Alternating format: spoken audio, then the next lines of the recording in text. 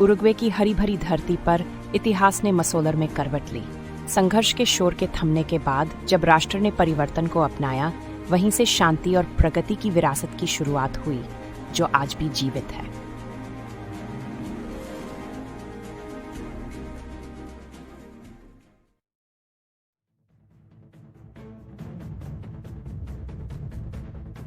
बीसवीं सदी की शुरुआत में उरुग्वे राजनीतिक तनाव और गृह संघर्ष की गूंज में बोटा हुआ था। हरे भरे पहाड़ों और घास के मैदानों वाली ये भूमि सतह पर भले ही शांत दिखती, लेकिन भीतर उबाल रही थी।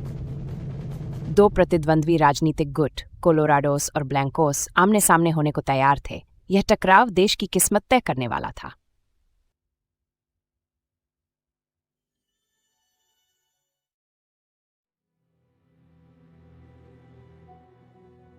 मसोलर, यह धूल भरा गांव ब्राजील की सीमा के पास स्थित था, उरुग्वे के भीड़-भाड़ वाले इलाकों से दूर।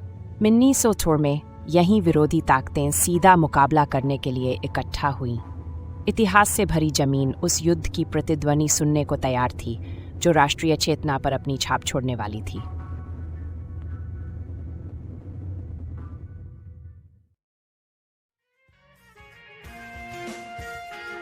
ब्लैंकोस के नेता अपारेसियो साराविया एक जबरदस्त व्यक्तित्व थे। अपने साहस व करिश्मे के लिए प्रसिद्ध, वे ग्रामीण उरुग्वेनों के प्रतिरोध का प्रतीक बन गए थे। वहीं कोलोराडोस के मार्गदर्शक जोस बेटले ई ओर्डोनेस राजनीतिक आधुनिकीकरण और केंद्रीकृत शक्ति का प्रतिनिधित्व करते थे। ऐसी मूल्य द्वंद्वता जो संघर्ष के मैदान से कहीं आगे तक जाती थी।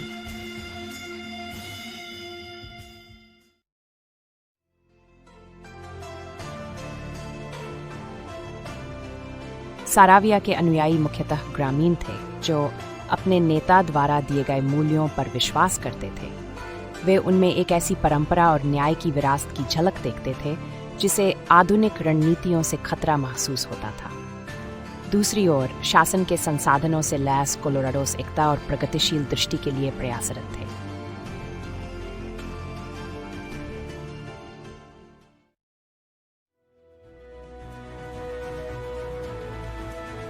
फरह सितंबर 1904 की सुबह मसोलर की धरती पर सूरज उगने के साथ ही बारूद और भाग्य की गंध हवा में घुल गई।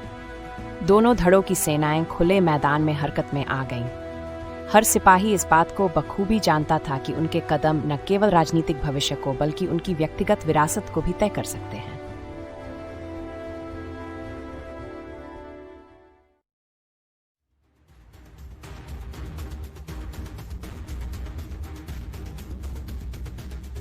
आगे जो युद्ध हुआ वह अराजकता और रणनीति का संगम बन गया। साराविया की सेनाएं अपनी परिचित जमीन पर कुशलता से इधर उधर हुई, जबकि कोलोराडोस ज्यादा संगठित थे और संख्या व मारक क्षमता के बल पर विद्रोहियों को रोकने के लिए सुव्यवस्थित हमले कर रहे थे।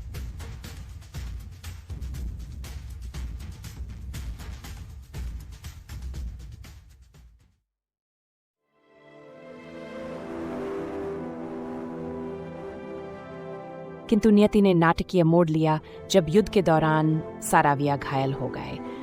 घोड़े पर सवार ये लगभग पौराणिक शख्सियत उनके सैनिकों के लिए आशा का प्रतीक थीं। उनकी चोट ने ब्लैंको सैनिकों का मनोबल हिला दिया।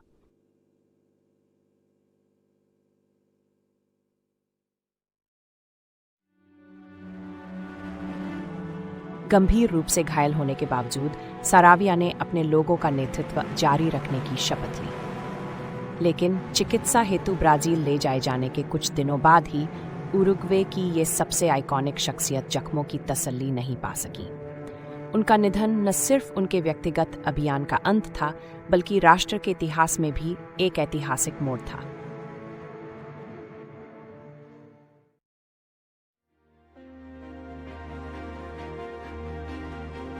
साराविया की मृत्यु ने उरुग्वे में चैन रिएक्शन शुरू कर दिया, जिससे कोलोराडोस की सत्ता मजबूती से स्थापित हो गई।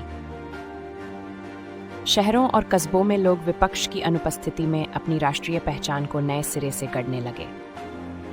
जोस बेटले ई ओर्डोनेस ने सुधारों की शुरुआत की, जिन्होंने सरकारी व्यवस्था को हमेशा के लिए बदल दिया।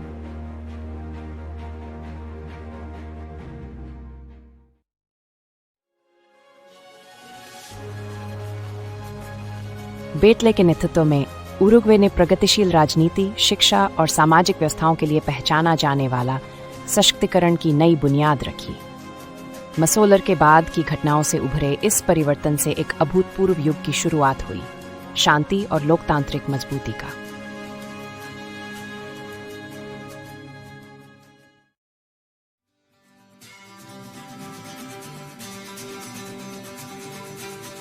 साराविया के सपनों की गूंज आज भी उरुग्वे संस्कृति में महसूस की जाती है, लोकगीतों में रची बसी और किस्सों में समाहित। उनके साहस और संघर्ष को पारंपरिक असादों पर याद किया जाता है, जहां उनकी चर्चा आज भी प्रेरणा देती है। जो कभी हुआ उसे याद दिलाती है।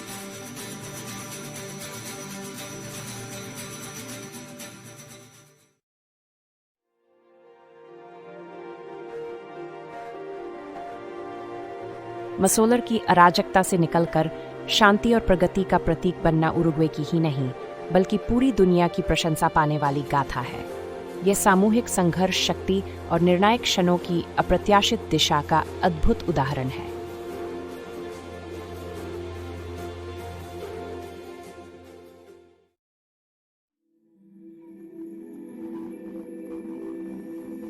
आज भी मसोलर पवित्र भूमि की तरह है, जो समय के प्रभावों से अछूता एक शांत और नैसर्गिक स्थल बन गया है। यहाँ आने वाले आगंतुक चुपचाप युद्ध के अवशेषों को निहारते हैं, बीते कल से जुड़ने के साथ साथ वर्तमान की शांति का भी अनुभव करते हैं।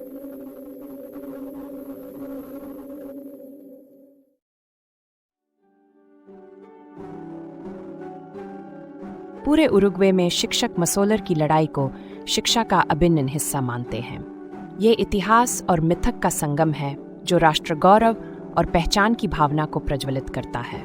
कक्षाओं में दीवारों पर रंगीन भित्ति चित्रों के माध्यम से इतिहास और उसके नायकों की याद ताजा रहती है।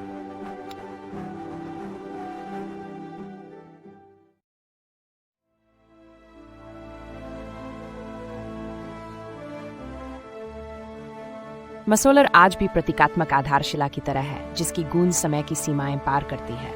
यह स्थल अतीत और भविष्य को जोड़ता हुआ हर कदम पर याद दिलाता है कि उन्नति के पीछे संघर्ष की छाया होती है।